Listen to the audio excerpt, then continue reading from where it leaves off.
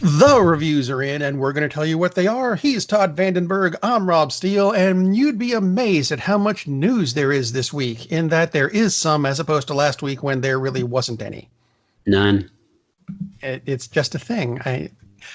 I know how to pronounce Kevin. It's not Kevin Feige, because we've known how to pronounce that, because I called Marvel and said, damn it, how do you pronounce that? And the rest of the world jumped on it with us. Fine, be that way. Alan Tudyk. Which is yes. So there. We're not going to start with him, though. No. Even though we did.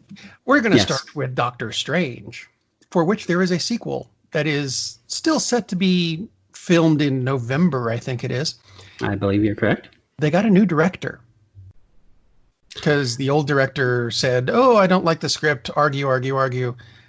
So the guy they got is kind of a Marvel veteran, really. And to go with a film that has already been described as Marvel's horror film, why not get Sam Raimi? Indeed. Why not? This is known, I think, for mostly his Evil Dead stuff, as well as the Spider-Man thing. And the Evil Dead stuff, I must admit, wasn't my thing. It was more your thing. I love the Evil Dead stuff. I don't know is this his official, or is this basically everything isn't there except that it's an official announcement? But to my knowledge, there was an official announcement, but I could be wrong. Well, tasty. Even if there isn't, it certainly looks like this is the deal. And as you said, it would certainly make sense because he has been in the Marvel Universe before, not the MCU to be specific, since these were the first Sony Spider-Man movies that he did. Spider-Man, awesome movie. The second Spider-Man, absolutely fantastic movie. The third one, well, okay. He struck out on that one, but that's okay. Because he has done a ton of excellent movies, much more than just the Spider-Man flicks. Evil Dead, like you said, they're going with kind of something of a horror bent with Doctor Strange. And the madness of the multiverse and the multiverse madnesses and all those other cool things. So that's definitely in his wheelhouse. And he does really interesting movies that just pop visually. They look great, which of course is probably a good thing for someone who's going to be doing a Doctor Strange movie above almost any of the Marvel properties. So pretty big stuff. I think it's cool. Big stuff. I think it's a great news. And let's see. Anything else that's come up? I forgot about Drag Me to Hell, which is an excellent horror movie. The Gift, which is a very creepy suspense horror film, which is extremely well done. He also did Darkman, which was fantastic. Did not have anything to do with the sequels, which sucks. So another plug for him. So yeah, he has a long, very solid resume. Will Oz the Great and Powerful, that never happened. But other than that, this is exciting news. Whenever I see Darkman, I immediately think of Darkwing Duck, and that's wrong. That's not quite right. That's correct. That's wow. Although Darkwing Duck, solid property. I will take your word for that. How about other good news? Other good news. LeVar Burton announced on Friday that he is coming back as Geordi LaForge in the second season of Picard. Wow. That's pretty big. I like that. Yeah, that's very cool. Now we just get Michael Dorn and Dr. Crusher. And they got the whole band back together. Pretty tasty. It would work. That looks great, as opposed to, well, as long as they stay away from the holodeck episodes that Picard did as the detective. What was the detective's name? I've forgotten it. I don't know. It's on the tip of my where he went back and did stuff in the 20s and 30s. Those were not the best episodes of Next Gen that they ever did. But that leads me into the next story. Which is good. It's my retroactive segue that I forgot about until I was halfway into it. Because this is some not so good news. The first trailer for the new Perry Mason series also hit on Friday. Yes. And apart from John Lithgow and Robert Patrick just being in it, it looks crap. I, It looks like it's completely undoing the 5 billion episodes of Perry Mason that we've gotten so far, and I liked those. I did like those. I've not seen the trailer, but as I understand it, they're going back to the roots of Perry Mason because they were mysteries that were done, and there were a lot of movies that were made back in the late 30s and 40s, so they're going back to that. I'm not saying that's a smart decision, but that's where they went with. Well, it looks like The Sopranos just set in the 30s, which it's not necessarily a bad thing, but one, it's not Perry Mason, and two, I didn't really care for The Sopranos either. So it's an interesting choice. I can kind of see why they wanted to get away from the comparison with a TV show, because people who know the show typically love the show. Yeah. So I can kind of see that, but I almost wonder, well, we'll see when there's an actual episode out to watch, because trailers sometimes can definitely throw you off, but that is not hopeful, certainly. It didn't look good to me, but that's just me. Something else that doesn't really look good. The NBA is getting a streaming service because we don't have enough of those. Oh, thank God. I mean, I think basketball is fun to watch for the first 60 to 75% of the game. It's the last 2 minutes. That's right. I did my percentages correctly. The last 2 minutes that drag on for a few days and throw the whole game off. Although I don't know if you saw this, and I thought this was interesting because it's also entertainment, which is what we do. CNN reported that Thailand, because they have done such a good job of containing the coronavirus, with I think it was 300 reported cases, a total of 6 deaths, and most everyone who got it is getting better. They have restarted their baseball season, which I think that's very, very cool. The stadiums don't look empty, but they are. If you watch the CNN story all the way through, because the stadium look like they have people in it, but to make it look that way, they put cardboard cutouts all over the stadium. God. How funny. Old school. Just so they don't get thrown off by, the stadium is empty. That's weird. Which I think is brilliant. But Thailand has said that they're going to stream the games globally so everyone can enjoy them. There we go. That's excellent. That is spectacular. Here's the catch. CNN neglected to tell us where to find them. Yay, CNN. You guys are awesome. I had a couple of leads, but those websites, they all take me to websites that are done in images, and the images are in Thai and don't translate, so they don't do us a damn bit of good. Dear CNN, where the hell did you put this stuff? Yeah, get us a source. That's very cool, though. Since baseball here in the U.S., if it ever gets going, they're talking about they're all going to be played in the Grapefruit and the Arizona leagues, and they're just going to mix the leagues, and they're all going to they're completely changing. A guy's still going to throw the ball, and a guy's still going to try to hit the ball. So it's still going to be baseball. But the surrounding parameters of it are, the leagues are going to be different. It's just going to be there so people can watch baseball, and so players can get paid, et cetera, et cetera. And no one in the stands. Yeah, going to be very, very different. Be interesting to see if they decide that this will count towards records, seasonal records, because obviously it would be a very short season. A lot of stuff going on with that. I think you have to keep the records of like how many hits a guy got in the season. But if someone hits 90 home runs this year, which is excruciatingly unlikely, right? That's when it gets weird. Exactly. Speaking of getting weird, yes, let's get another weird. film. It's getting back to what we normally talk about. They announced that they're going to be making a film based on the Green Hornet and Kato again. Do we need that? If they ever do it correctly, yeah, okay. The Seth Rogen reboot launch thing, actually, I thought it was entertaining. It was fun. It was not deserving of launching a franchise by any means. No. And that was never going to happen with Seth Rogen playing the lead. And yeah, he slimmed down for the role because he wanted to look right for a hero and all the rest of it. And he was decent, but Kato was pretty good. Yeah, Kato was pretty good. as Kato always was pretty good. And they played off, and wisely they played off on the whole thing with the fact that Kato was the real star of the TV show because Bruce Lee, and so Kato was constantly kicking ass in the Green Hornet movie, and Seth Rogen was kind of like, huh, how are you doing that? Because he's Seth Rogen. So I mean that aspect was fun, but I was talking with my daughter about this. There are other characters. Like, can we get a Phantom movie that's done right? That would be nice. Would be fantastic because the Phantom movie that they did in the 90s, I believe, wasn't terrible, but it also wasn't good.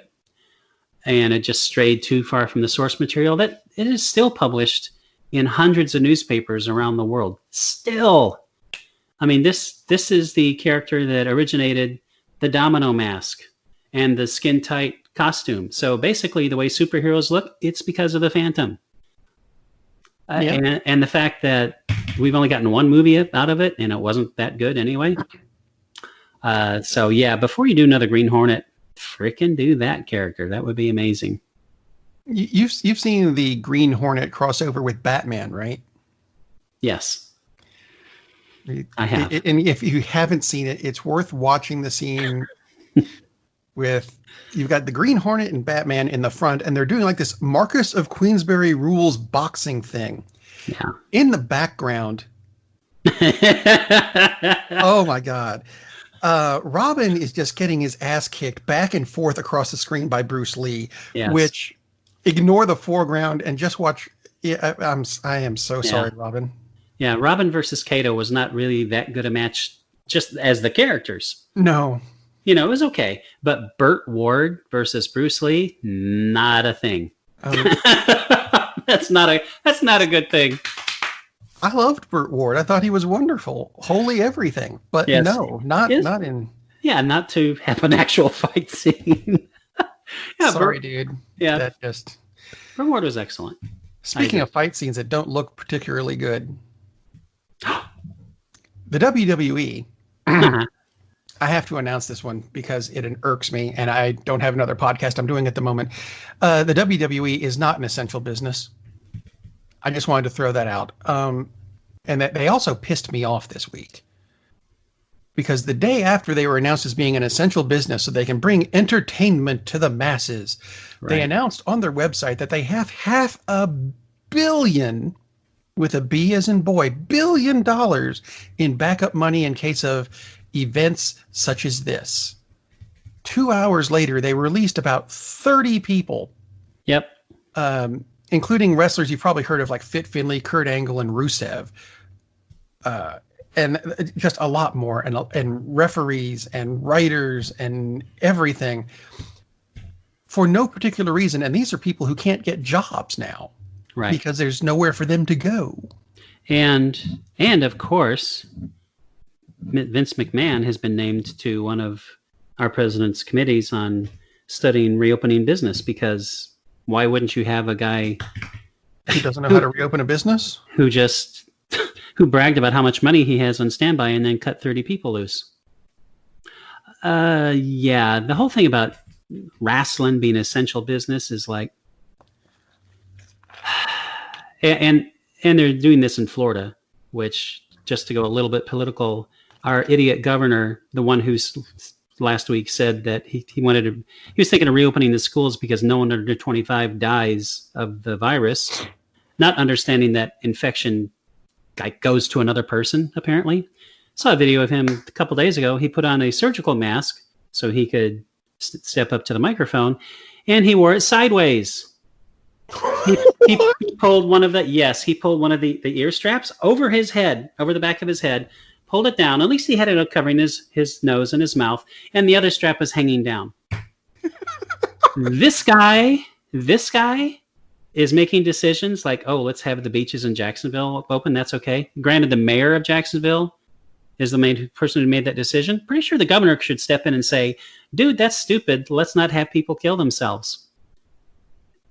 So, yeah, this is the moron who thinks that wrestling is an essential business. This is also the moron who says houses of worship are essential businesses. Is okay, start taxing them then. I mean, a litany of stupid, terrible decisions. So WWE fits right in with it. The what was my daughter playing? Animal Crossing, Yes. right? Which has become a huge thing now that everyone's locked in their houses, as they should be. Yes. She started playing it on Tuesday. Wednesday morning, I walked through the living room, glanced at the TV. Her character in Animal Crossing is wearing a mask. Surgical mask. All of them have that now. I think that's brilliant. Anyway, so speaking of video games, it was announced that some of the X-Men scribes, not the ones who do the books, the ones who did the movies that I don't care for, go back and listen to some of the old shows. The ones I don't care for are going to be doing a video game movie based on Myst. Do you remember Myst? Oh yeah, totally. I had forgotten about the series. I really did. Very cool game. As a game, it's a puzzle game though. Right, exactly. The games are slow and plotting games. Yes, they are. Which, speaking of slow and plotting, the movie I watched this week. That's my segue. Thank you. Did you watch Ad Astra again? No. Which was your take? That but could not work. Mine. But yes. No, I watched. It was actually a Bond film. Called The Living Daylights. That was your mistake. Well, see, my thing is Timothy Dalton, I think, is probably the second best of the Bonds. Right behind Sean Connery, because Sean Connery was the prototype. He's what everyone should be looking at. Right. And Timothy Dalton did a good job, and the character was very the same. Agreed.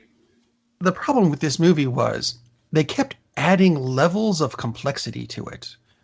Kind of like Inception, only without the nifty special effects or, plot points that you need. It kept adding intrigue, except it was adding the intrigue without the intrigue. It was just... That's not a good choice. No. It was just weird. Kind of like a movie that does it correctly with the same concept in my head. Anyway, The Hunt for Red October. Yes. Where you have he's not even a secret agent in Red October, but he goes out and he goes, this is what needs to be done, and here's his adventures in doing it. It's not particularly fast-paced. There's a lot of politics going on, but it heightens the tension each time you do it. Exactly. The Living Daylights, however, said, here's what we need to do, here's how we do it, and they forgot to add tension each time they did it. They just added a bit of silliness sometimes. Yeah, that doesn't help. Just, here's a character that you've never heard of and you're never going to see again, but we're going to throw him in because he's banging the director's wife. I don't know. It's... That would be a poor reason to throw someone into a movie. Well, they killed him. Well, see, that's the only way you get to kill them. They killed him. That's my theory. One of those accidental deaths on the set. Yeah. They ran him over with a steam shovel. Ouch. I don't know. But yeah, the Living Daylights I'm trying to figure out if that's the worst Bond movie. I'm pretty sure it's not. Are we going into the Roger Moore stuff? Of course we are. Okay. Octopussy? Yeah, almost any of the Roger Moore things, yeah. I agree on Dalton. I think I would put him third behind Connery, of course, the icon, and Mr. Craig. But yeah, he was excellent as Bond. I mean, he played the role well. It was written well for him, but some of the movies were kind of questionable. Just like you said, Hunt for Red October, there's a plot twist and it feeds to the next thing. So you build that tension. And for some reason, sometimes they don't do that in movies. Oops. We left out we went to Walmart to buy the ingredients, but we forgot our mask and they wouldn't let us in, so we went on without it. Doesn't work. Not the best idea, fellas. No, not the best idea at all. Uh, but speaking of masks and trying to get into Walmart, you watched something that had a similar feel to it. I watched something that has to do with being in quarantine, although not the way we would typically think of. This is a science fiction horror flick. Just came out last year called Sea Fever. I was thinking... 1950. Yeah, I was thinking I'm of sorry. watching Underwater, and I thought, this actually has better ratings, and Underwater stars Kristen Stewart, so I kind of don't want to watch someone with a grim expression on her face for the whole How movie. can Kristen Stewart be underwater? She's made of wood. Wood floats. Very true. Well, she is contained in like an airtight vessel, so that's how she manages the task. There we go. But I watched this instead, Sea Fever, and I'm very happy that I did. A little bit similar to the plot of Alien. You have people that are isolated. Something is introduced that's preying upon them. They got to figure out how to survive. Big difference is it's basically not some big monster. It's a parasite, and they don't even know it exists at first. So we've got a little bit of The Thing with a little bit of Alien. Basically, it's just a fishing boat. Typical commercial fishing boat. There's like 8 people on it, and they are off the coast of Ireland. They're just going out fishing, their normal run. They come across something, they hit something, they see this on their sonar, some big mass is headed towards them, but they just think it's a big shoal of fish, and suddenly they hit something. It's like, what the hell is going on? And they go down and they check out the boat, see if there's any leaks, and they notice that some of the wood is soft, like on the hull of the ship. Is like, what the hell is going on? That's not good. That's not a good thing. They happen to have an intern aboard. They always have an intern on the ship. This one she's a biologist. She's just along for the ride. She's going to dive down. She's looking for anomalies, weird stuff. She finds weird stuff. So they say, hey, why don't you go over the side and check it out? And she's like, yeah, I don't really want to do that. And they said, you wanted to see weird stuff? This is your opportunity. So she goes over in her scuba gear, goes down, and she sees what look like... I would just basically, they look like giant lampreys that are glowing, blue glowing lampreys. There's like half a dozen of them stuck on the side of the ship. And she looks down, she sees they're not. They're all attached to one gigantic animal, which looks kind of like a hydra, freshwater hydras. They have little stalks. They're about maybe half an inch high, and they have little tentacles. Except this one, his tentacles are probably hundreds and hundreds of feet long. And it's glowing. And it apparently wants to try to eat the ship. So that's not a good thing.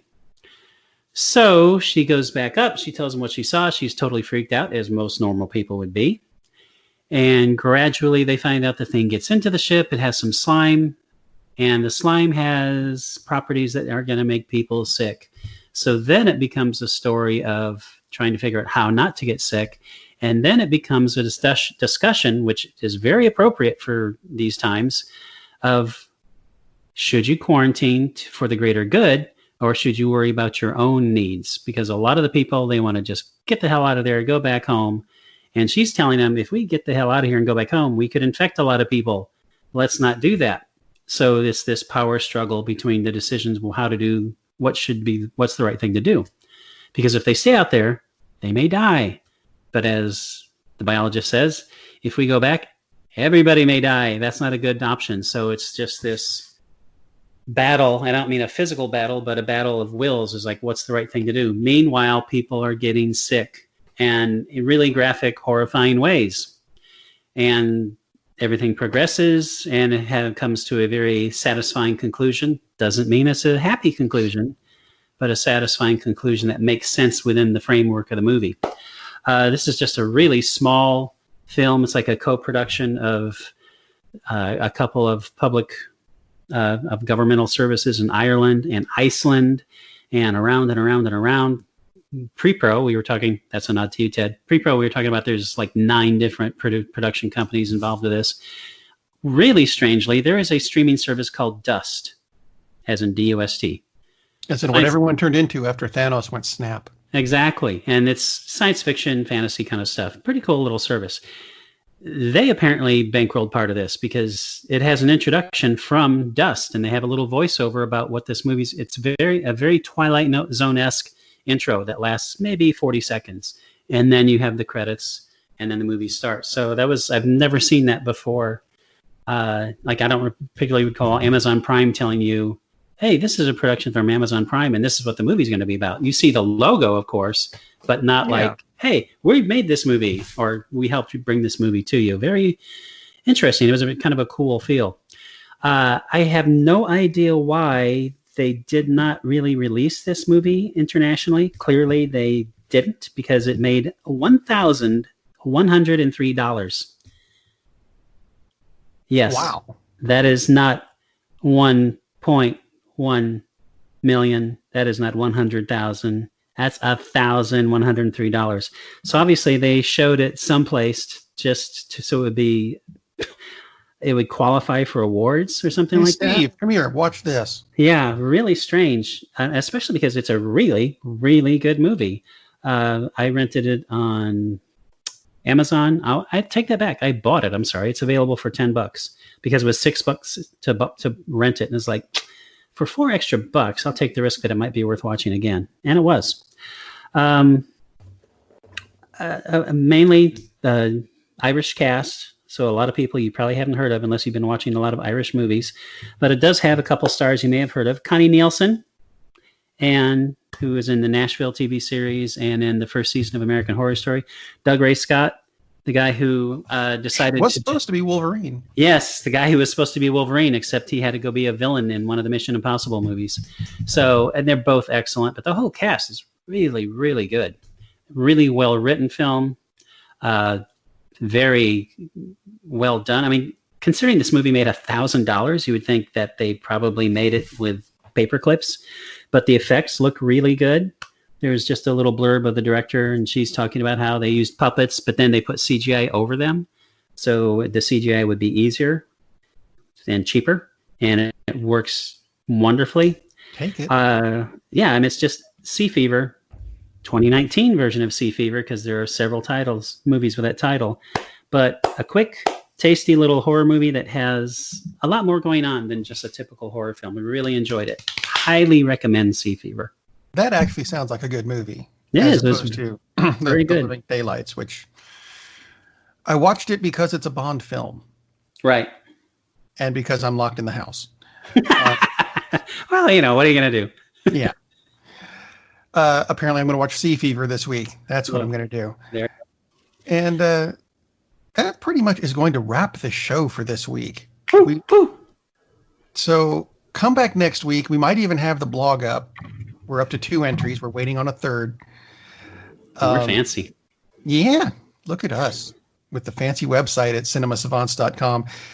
Contact us through any of the buttons there because they all lead to some way of contacting us. We'll get back to you because we're locked inside and have very little else to do. True. In the meantime, we'll see you next week. And, I guess in the meantime, stay home and watch a movie. Captain, we're losing power in the warp engines. I think we should be leaving now. I'm going to go home and sleep with my wife. And on that unusually harmonious bombshell, it is time to end. I am very disappointed! Man, we have a weird job. It's shameful, but it's a living. And like that, he's gone.